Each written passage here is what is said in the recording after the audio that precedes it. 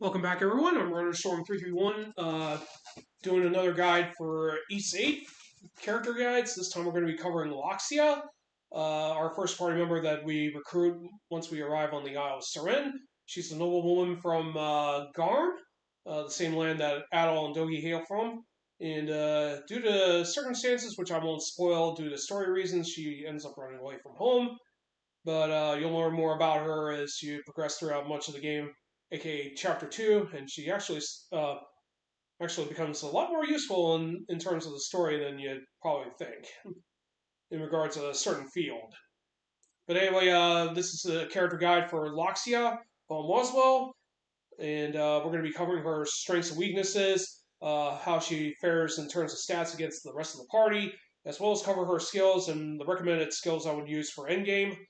So we're going to go ahead and get started. If you enjoy the content that I've been putting out, feel free to sub to my YouTube channel. This will be uploaded later in the day. And this will, if you like what I'm doing on Twitch or YouTube, feel free to, as well as YouTube, you can feel free to follow and sub to my Twitch channel as well. And this allows me to inspire me to do more content and put out guides and whatnot. I may not be the best speaker, but I try to do the best I can to explain things. So anyway, let's go ahead and get started. So Laxia, in comparison to the rest of the party, is kind of a below average character, at least from my personal experience. She's more geared towards single one-on-one combat as opposed to fighting mobile enemies. Ys VIII is kind of like the game where fighting mobile enemies is very consistent. But then again, it's pretty much consistent with just about every Ys game in general. But in Laxia's case, she does not have a whole lot of skills that allows her to combat a whole lot of enemies. She does have a few single targeting skills that does give her some advantages over mobile opponents, but not a whole lot. So in other words, she actually fares well in one-on-one combat for the most part. So she's actually pretty good for boss fights in general, but unfortunately Pierce doesn't get really a whole lot of usage, unlike Slash and Strike. But against flying enemies, she'll do very well. So in regards to stats, she ranks pretty much fifth place on HP, last place on strength, and has the fourth highest defense out of the playable party. Part of that reason is due to her final weapon being maxed out and upgraded, the Percious, which gives her +5. She did receive a +5 on strength, along with Rakota. So even without the +5, it's going to be she's going to pretty much be really close to basically being the fifth highest on strength, because she'll nowhere be near Adol's range or even Rakota's in general. But technically, she'll take. But unfortunately, her low HP on the other end really hurts, especially in battles where you're going to be fighting very difficult foes, especially super bosses like the Reaper of all things, and probably even the final boss in general. But other than that, she actually does pretty darn well in mostly one-on-one situations. So anyway, let's go ahead and cover her skills. They will not be done in the intended order, but we're going to go ahead and cover them right now. So anyway, one of her, we'll start with the C skills. The first one she gains is, we're going to be covering is Rapid Thrust. This is not really one of her skills that she learns right off the gate, but she does acquire it later on. Basically, she'll do a number of thrusts, and when you level up the skill, this will improve the size of the thrust attacks that she performs. Basically, it's not as very useful as Piercing Tempest, which you'll probably have by the time you get access to Rapid Thrust, but if there is one good thing about this attack, not only is it very low on SP use, but can really rack up in terms of status ailments, especially paralysis, which Laxia does have some skills that can be used just as good on there. So if you're planning on going for paralysis or other status affecting moves, you should probably have her quick rapid thrust and use that in tandem with piercing tempest to inflict enemies with status ailments whenever possible. Dagger Fling is Laxia's default skill, and she'll start off with this. This allows her to throw some short range dagger throws at enemies. Basically, leveling up and mastering them will improve the size of the thrown daggers. as well as improve their distance a bit.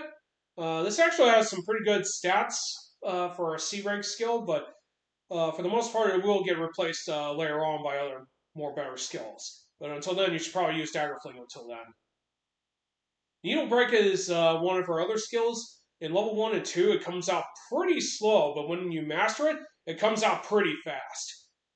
This is actually not a very good skill in level 1 and level 2, but when you level up and master it, not only does it come out much faster than the other two, but it also improves the effect of the thrust attack too. But one good thing about this skill is that it has a double S ranking, which is very powerful. Not to mention it has very high stun for a C rank skill. So this is actually not bad. But you do want to get it maxed out because it is just so terrible on level 1 and level 2. And finally, her last C skill is Wake Up. This is basically Laxia's launcher, and despite being a single targeting attack, this actually allows her to hit multiple enemies thanks to the shockwaves that are released from the attack. So basically, the shockwaves will improve in size when you level them up and master them. But basically, you want to use this if you're going to go for aerial combos with Laxia. So we're going to go move to a camp so we can refill on Laxia's SP, and then we're going to go ahead and get started with getting her B-Rank skills up next. Technically, Laxia has some pretty good B-Rank skills that she can use. Anyway, we're going to be the next skills we're going to be covering after the C ranks are Sylphid Kiss, Blitz Charge, Eagle Fencer, and Stun Thrust. So we're going to be covering Sylphid's Kiss next. This skill allows Laxia to perform an upward thrust. Whoops, wrong one. Yeah, I keep doing that. That was Stun Thrust. Sorry about that. So yeah, we're going to be doing Sylphid's Kiss next. This allows Laxia to perform an upward thrust, energy thrust at upward enemies. This is not only useful for aerial combos, but it also allows her not only to attack flying enemies, but any enemies that are above her in terms of elevation. You'll get this skill through reading the fairy manual that can be found in Saculum Jungle. So this is one of her manual skills, by the way. Coming up next is Blitz Charge. This is probably Laxia's second skill that she'll get for first for sparking. This allows Laxia to charge forward, and when you level up and master the skill, it actually extends the force of the charge as seen surrounding her. This allows her to deal more damage. If you have seen speedruns of this game, this is actually combining with Laxia's very good movement speed. This allows her to move very far. It doesn't give her a large amount of traveling distance on its own, but when you combine it with dashing movement, this allows her to go very far with this move. So if you're speedrunning this game, you'll definitely want to get this mastered and use that consistently. Coming up next is Laxia's Eagle Fence Lancer. This allows her to perform an attack that allows her to perform a projectile attack that releases a huge explosion. You can move during this attack too. So this is actually one of Laxia's few multi-enemy fighting skills. And leveling up and mastering the skill will actually allow her to basically improve the explosion range of the skill. So one interesting note is that this attack also allows her to inflict paralysis by nature. So if you have any gear that allows her to boost up paralysis, be sure to equip that on her, and you can easily fill up the paralysis meter pretty fast with it. Stun Thrust is up next. You saw me perform this inadvertently just briefly. This allows Laxia to perform a lightning thrust attack with this skill, and it has not only a very high stun rating, but it also allows her to inflict paralysis on enemies. So using this multiple times along with gear that adds paralysis will allow you to stun enemies. So mastering this also adds a blast effect to the thrust. This is actually one of her best single targeting skills outside of her A-rank skills, so I recommend having this if you're going to inflict paralysis on enemies. So anyway, we're going to get her SP restored real quick.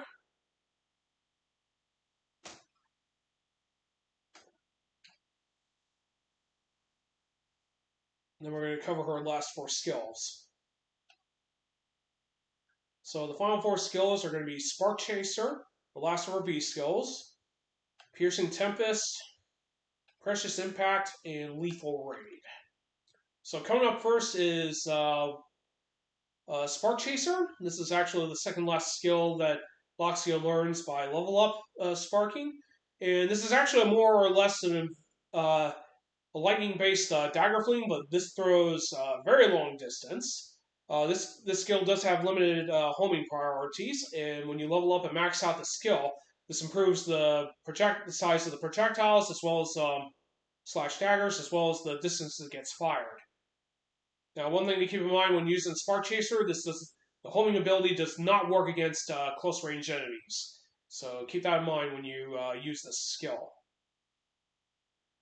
So coming up next is Piercing Tempest. You'll learn this from battling Master Kong with Laxia. And this is actually a more advanced version of Rapid Thrust. And it's actually her best DPS attack overall.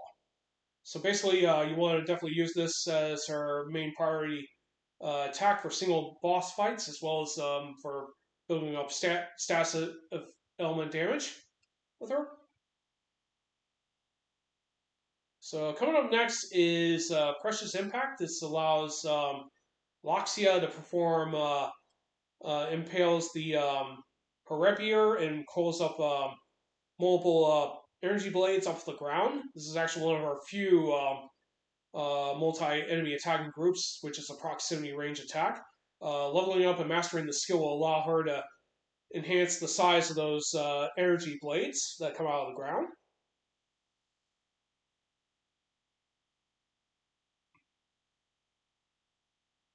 And finally, we're coming up to Lethal Raid, which is the first for A-powered base skills that she learns. This acts as a movement attack skill. She'll thrust at the enemy and then do an upward thrust, which will release an explosion range, hitting any enemies nearest the enemy she targets. So this is if you think of Hollow's Guilty Raid, this is exactly like this. But it's actually way a little stronger than Guilty Raid. So basically, performing this skill. Well, wrong one. Performing this skill will improve the range of the explosion as well as the upward thrust. So basically, in terms of recommended skills, it really depends on which ones you definitely want to give her. But if you want to prioritize paralysis, I recommend going with Stun Thrust, Piercing Tempest, Spark Chaser, or Eagle Fencer. Eagle Fencer if you want to have her cover more multi-range, or Spark Chaser for long range attack. Of course, Eagle Lancer will probably be used for paralysis, and Lethal Raid is probably her best single targeting damage skill. Those will be recommended. You can, if for raid battles, Eagle Lancer or Spark Chaser are definitely recommended. Precious Impact for a more guaranteed multi-group attack, and then of course you can go here with Piercing Tempest or Lethal Raid for single combat abilities for during hunts and raids. So hopefully this will give you a general idea as to what you'll expect to be seeing with Laxia most of the time. I will have the levels for her skills uploaded onto the video description when it gets uploaded a little bit later.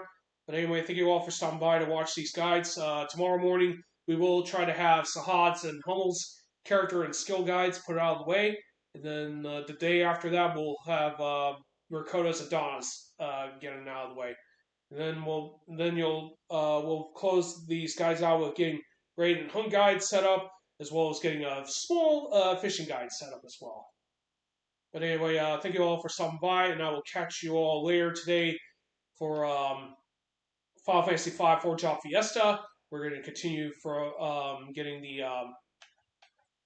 getting our guys to run out of the way. We did make it past Karnak and got Sid remotivated. Now we're just trying to get to the Earth Crystal and finish up World 1. But anyway, I'll catch you all later, and I will have these videos posted whenever I can and get them highlighted.